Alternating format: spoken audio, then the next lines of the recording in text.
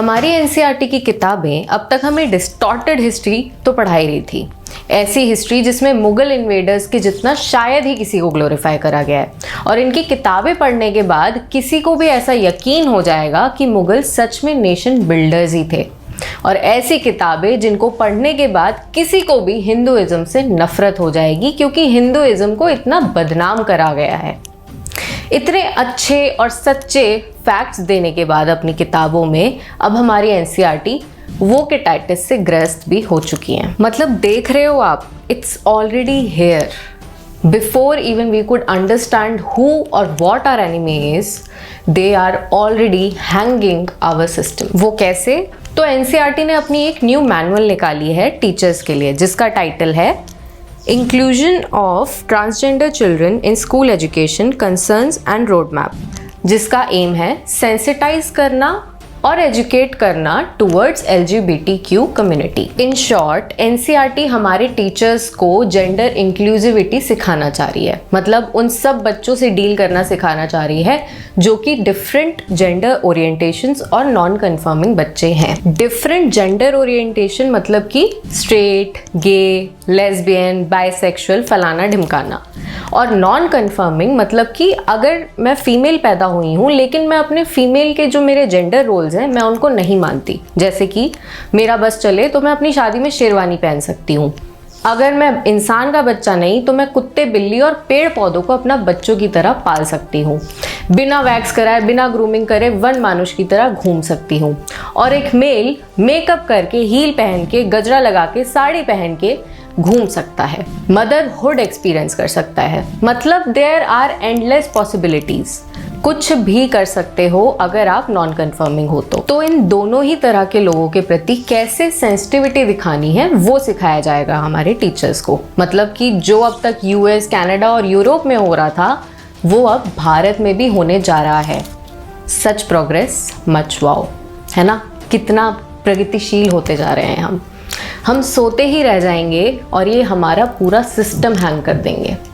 मतलब हम में से कितने लोग ऐसे हैं जिन्हें इस दिक्कत के बारे में, जिन्हें इस प्रोपेगेंडा के बारे में पता तक नहीं है, जिन्हें ये तक नहीं पता कि हमारा दुश्मन कौन और कहाँ है। इस मैनुअल के हिसाब से हमारे स्कूल्स में जेंडर न्यूट्रल टॉयलेट्स और यूनिफॉर्म्स बनाने पड़ेंगे। ऐसी सारी प्रैक्टिसेस को डिसकंटिन्यू करना पड़ेगा जो कि बच्चों को जेंडर में बांटती है। सेंसिटिविटी लाने के लिए ट्रांसजेंडर कम्युनिटी के कुछ फेमस स्पीकर्स को स्कूल में बुलाया जाएगा ताकि वो बता सकें बच्चों और स्टाफ को इस पूरे इशू के बारे में। और तो और टीचर्स को डिस्कस करना होगा about puberty blockers and hormone treatments उन एडोलसेंट बच्चों के साथ जो कि एक्सपीरियंस कर रहे हैं जेंडर डिस्फोरिया। अब ये प्यूबर्टी ब्लॉकर्स और हार्मोन ट्रीटमेंट्स क्या नया बवाल है? तो ये कुछ ऐसे मेडिकेशंस हैं जो कि प्यूबर्टी को सप्रेस या डिले करता है टेस्टोस्टेरोन और एस्ट्रोजन के प्रोडक्शन को रोक करके। उन ट्रांसजेंडर बच्चों के लिए जो कि एक्सपीरियंस नहीं करना चाहते प्यूबर्टी के चेंजेस को, क्योंकि वो उन जेंडर आइडेंटिटी से मेल नहीं खाते। लेकिन एनसीईआरटी इस बार अपना ये प्रोपेगेंडा करने में नाकाम हो गई। वो कैसे?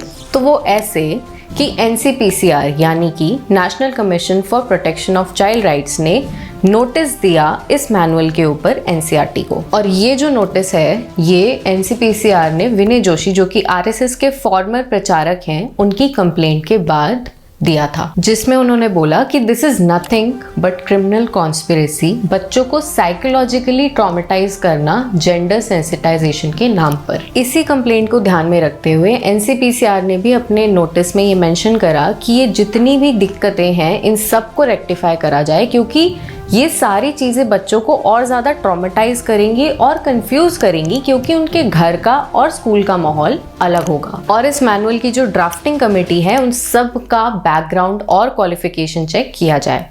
और NCPCR के इसी एक्शन के बाद NCERT ने अपनी वेबसाइट से इस मैनुअल को हटा दिया है। दिक्कत किसी कम्युनिटी से नहीं है, दिक्कत ये है कि उस कम्युनिटी के लोगों की वजह से बाकी के लोग क्यों ट्रॉमेटाइज हों, क्यों सफ़र करें। अपनी इसी मैनुअल में मेंशन करते हुए NCERT ने ये बताया है कि फरवरी 2020 में सिर्फ 25 ट्रांसजेंडर्स ने रजिस्टर करा था क्लास 10th और 12th का एग्ज़ाम देने के लिए।